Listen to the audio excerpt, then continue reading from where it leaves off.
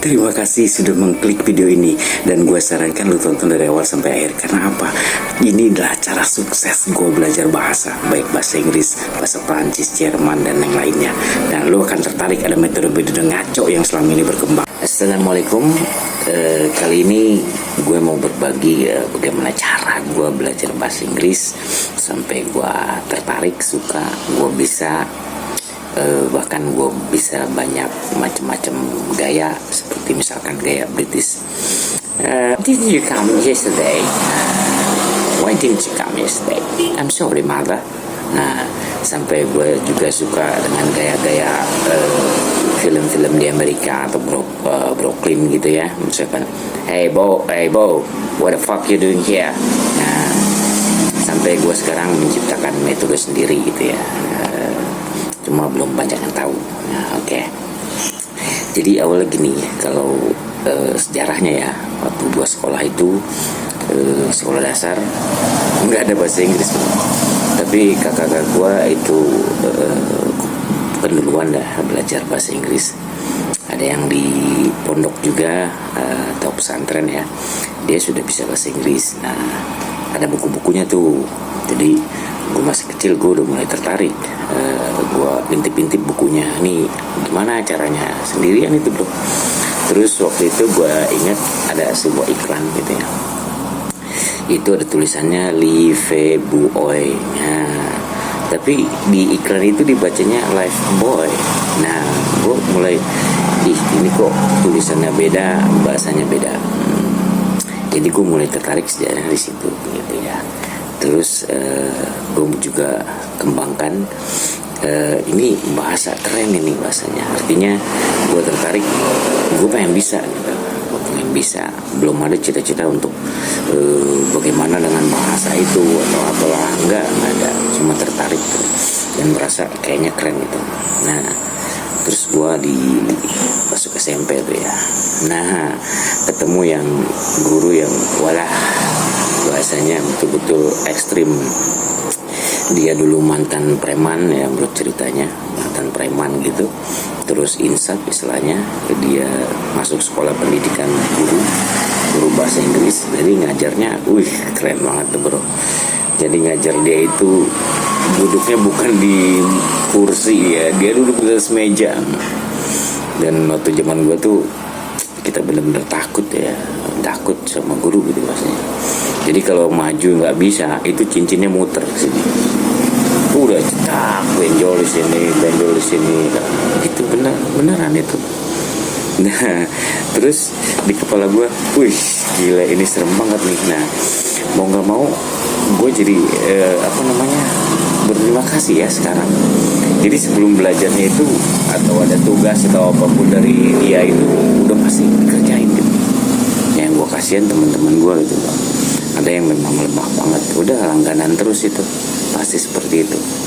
Nah, itu gue rasain kelas 1 ya, kelas 7 kalau sekarang ya, kelas 7 SMP. Nah, gue mulai tertarik tuh. Gue baca buku-buku yang novel-novel gitu ya, yang masih kecil gitu ya, berbahasa Inggris ya. Gue bingung gimana ini caranya. Gue baca, gue pakai kamus. Gue bosen juga ya, capek gitu bacanya. Akhirnya dalam artian, ya udahlah gue baca aja, ngerti nggak ngerti. Nah, tapi gue bacanya pakai suara bro. Jadi satu halaman itu gue iseng-iseng di rumah, gue baca pakai suara. Gue baca keras-keras gitu. Terus gue, karena motivasi gue, keinginan gue pengen bisa, gue baca keras-keras. Nah, di situ gue mulai merasakan bahwa ini tulisan dan bacaannya berbeda. Nah, di kepala gue, gimana caranya untuk bisa membaca dengan betul. Nah, itu kan nggak ada dulu bro, jarang banget diajarkan gitu ya. Diajarkan sedikit, kadang kita nggak tahu strateginya. Nah, itu belajar tuh harus punya strategi, bukan menghafal bro. Nanti gue buktikan kalau menghafal tuh sangat berbahaya dalam bahasa Inggris.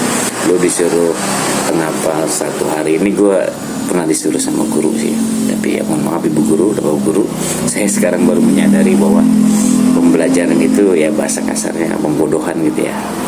Disuruh ngapalkan sehari 5 kata, gue hafalin bro. 10 gue hafalin, sampai gue tulis tuh di kamar gue, di pintunya gue tulis, di kaca gitu gue tulis. Berkembang 20, 30. Apa yang terjadi? Gue lupa semuanya. Nyangkut cuma 1, 2, 3 lah bahasanya. Ini gawat ini. Gak bisa belajar seperti ini. Nah itu, jadi gue yang ngalami. Lu yang belajar sehari 2 kata, 3 kata, kosakata gitu ya, mulai sekarang tinggalkan. Gue udah ngalamin sendiri. Terus gimana yang terbaiknya? Nah itulah, kata itu masuk dalam kalimat, lu praktekin, lu bunyikan, lu tarikin. Nah kelas 2 SMP gue mulai kepikiran gimana caranya nih. Gue ketemu ada kamus yang ada cara bacanya. Nah gue bingung nih cara bacanya. Nah otak itu penting untuk berjalan, logika gue jalan di situ. Huruf ada gambar dah, ada artikulasi gambar gitu. Misalkan A dibacanya apa? Oke, kalau huruf O2 itu dibacanya jadi U beberapa kata. Mulai gue tahu deh tuh. Book, tuk. Nah ada juga yang berbeda sih bro. Terus gue cerdas, cepet gue nalarnya. Misalkan kata-kata like, L-I-K-E, katakan bahasa Indonesia gitu. Taruh huruf I di tengah-tengahnya ada K, ini L. Kalau gue ganti L-nya jadi M, gampang dong ucapinnya. I-nya dibaca AI, like, Mike, bike. Nah mulai keren kan bro. Jadi dalam belajar itu nalar, logika itu perlu dijalankan juga. Nah setelah itu perkembangan gue pesat tuh. Pesatnya apa? Gue udah tahu triknya, gue menemukan sendiri itu. Dan itu nggak pernah gue dapetin dari sekolah bro, jarang. Kalau zaman gue nggak ada emang. Jadi kreativitas gurunya nggak ada, ya gue lah yang berusaha. Nah sejak saat itu gue kelas 3 tuh. Kelas 3 gue mulai semakin senang, bahkan selalu semangat dalam belajar. Kenapa? Gue mulai dikenal tuh pintar bahasa Inggris. Bahkan waktu itu zamannya NEM ya, NEM gue itu tertinggi ya satu sekolah dalam pelajaran bahasa Inggris. Itu bro. Terus ulang lagi ketika kelas 9 itu ada teman-teman gitu ya yang memang ingin banget bisa bahasa Inggris. Dia kursus ya atau les ya, mohon maaf bahasanya zaman itu. Terus dia coba-coba ngajak gue gitu ya. Gue tertarik lah ya, tentu tertarik gitu. Kursusnya murah, dia belajar sama gurunya gitu ya. Terus akhirnya gue ikut itu ya. Nah ikut hari pertama gue belajar. Oke, terus dalam pikiran gue lah ini sama kayak di sekolah ini. Disuruh menghafal subjek, to be. Kalau bertanya serumusnya gini, aduh, kalau kayak gini gawat ini. Akhirnya nggak lama gue belajar bro. Kenapa gue tinggalin? Jujur aja, gue nggak bisa kayak gitu. Artinya menghafal, kalau hafalan gue lupa gimana coba? Iya gitu. Terus kalau ngapalnya satu kalimatnya dirubah, gue nggak tahu. Gitu ya, sama kayak lu nih tes ya, tes metode menghafal. Misalkan contoh zaman dulu kita diajarkan dari kecil maju ke depan, percakapan berdua. How are you? I'm fine, thank you. And you? Wah, yang lain juga sama kayak gitu-gitu. Coba lu tes, bagaimana kabarmu? Tahu semua. Coba tes sedikit, bagaimana kabar pamanmu? Gak ada yang bisa. Bahkan sampai saat ini, jangankan pelajar SMP, SMA, kuliah, bahkan ada beberapa yang nggak bisa. Gawat kan? Kenapa bisa begitu? Itulah kalau kita disuruh menghafal frase atau kata dan tidak dijelaskan cara logiknya atau nalar berpikirnya, berbahaya. Ya bisanya itu doang. Nah semakin seru nih ya. Terus kelas 9 itu perkembangan gue semakin bagus.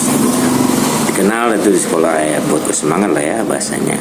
Terus sama kakak gue juga sekali-sekali ngomong bahasa Inggris. Nah, terus bahkan kadang suka bantuin kakak gue itu waktu itu kalau nggak salah punya kursus ya atau les-lesan bahasa Inggris kayak gitu. Nah dia nggak masuk, terus gue disuruh gantiin bahasanya gitu. Lah pertama tok gue, buset, gantiin. Gue ngajar apa? Gue aja baru bisa bahasanya, masih dasar-dasar ya. Pada saat itu gue juga udah, walaupun udah cukup berkembang jauh, tapi masih dasar-dasar. Ngajar apa ini? Ya udah dah. Nah, begitu masuk ngajar, gue kasih keterangan, nih kerennya bro ya, pengajar yang hebat waktu masih bocil gue. Nih saya ngajar om, ada yang tua, ya ada juga yang muda. Yang saya bisa aja ya, gitu. Oh jadi malah seru, jadi malah bagus. Kalau nanti ada salah biar dikoreksi ya sama kakak gitu ya. Ya oke, setuju. Malah besoknya pengen belajar lagi, gitu hebat. Apa kesimpulannya? Jangan belajar. Serem kan? Mau pinter jangan belajar. Lihat kalimatnya gue ulangi. Mau pinter jangan belajar. Wah, bisa dihujat gue nih. Gimana mungkin caranya? Tapi ngajar. Kalimat jelas ya. Mau pinter jangan belajar, tapi ngajar. Nggak perlu gue jelasin ya kenapa ngajar itu. Sebelum ngajar lu kan belajar dulu. Tahu lah kuncinya. Oke. Terus itu teori hebat. Jadi lu mau jago ya dari awal, lu baru bisa sedikit, lu ajarin lagi ke orang. Double bisa lo. Itu keren. Terus apalagi ya kelas 9 yang gue inget itu. Lomba, pernah ikut lomba. Aduh lupa ya. Gak lupa. Kayaknya gue pernah ikut lomba dan juara juga. Tapi ya skip aja. Kalau inget. Terus apalagi ya, kelas 9 tuh ya catatan di kelas 9 gue mulai maju gitu ya, artinya novel. Oh ya benar, ada lagi nih, sorry baru keingatan ya, novel yang kecil-kecil yang ada level-levelnya tuh. Nah itu bacanya gitu. Jadi triknya adalah baca novel tanpa ngelihat kamus. Gue ketemu, tapi berdasarkan level. Misalkan lu baru SMP, SD udah belajar bahasa Inggris nih, SMP novel-novel yang levelnya basic atau apa, udah baca aja. Nah gue baca tuh tanpa kamus, gue baca dengan, tapi ingat gue baca selalu pakai suara, cuma satu halaman paling di rumah tuh sehari. Bahkan kadang gue sambil kayak orang teriak-teriak drama gitu, sampai nyokap gue bilang aduh berisik. Nggak lama itu gue, paling 5 menitan gitu itu. Oh ya ada juga, jadi gue udah mulai bisa nih percakapan dasar-dasar. Gue ambil seolah-olah nih kayak binatang. How are you? I'm fine today. And you? Terus buat gitu. What do you want to do? Nah udah buat 2 gitu. Itu paling 1 menit 2 menit buat ngelancarin apa namanya cara berpikir gue. Nah itu jadi aduh sampai mana tuh, sampai buku ya.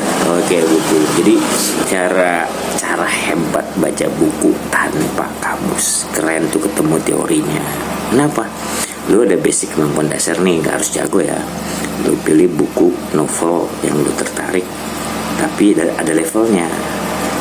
Level kan gitu tuh. Kalau nggak ada kata-kata nggak ngerti segala macam, lu lewatin aja. Nah nggak terasa bro, gue udah baca level basic sampai 10 sampai 15 buku. Gue naikin sampai buku yang berat gue ngerti sendiri jadinya. Magic kan. Nah, oke. Kayaknya part 1 itu dulu ya. Nah, seru banget nih, bahkan di part 2 nanti lu akan terbengong-bengong. Banyak metode-metode yang sekarang itu menurut gue ya mohon maaf ngaco ya. Ngaconya dalam artian misalkan lu baru mau belajar bahasa Inggris, terus dikasih tips, dikasih metode think in English, ngaco teorinya ya, ada ampun dah gue dah. Terus lu disuruh lagi tadi oh ya dagingnya lu catat ya, tadi banyak tuh, ada mungkin sekitar 10-an ya. Nah, ada lagi banyak metode-metode yang dikembangkan dulu. Oh iya tadi itu cuma ntar part 2 ya, seru. Ada disuruh tadi yang ketinggalan tuh subjek plus to be. Pernah nggak lo kayak gitu, subjek plus do di depan plus astagfirullahaladzim, teori jadul ya, teori jadul yang gak ada hasilnya. Jujur aja gue bicara fakta gitu ya. Angkatan gue aja SMA itu yang bicara lancar cuma berdua buktinya, diajarin kayak gitu. Oke, nanti tonton terus, pasti lu dapet sesuatu, karena gue menciptakan metode yang kecil tapi lu menang banyak, lu dapet banyak. logika, nalar, ada filosofinya, ada filsafat gue masukin dalam metode gue sendiri. Oke, menjamin insya Allah bisa. Itu teori terbaik yang menurut gue, tapi boleh dibuktikan deh. Thank you, nantikan part 2 nya karena panjang.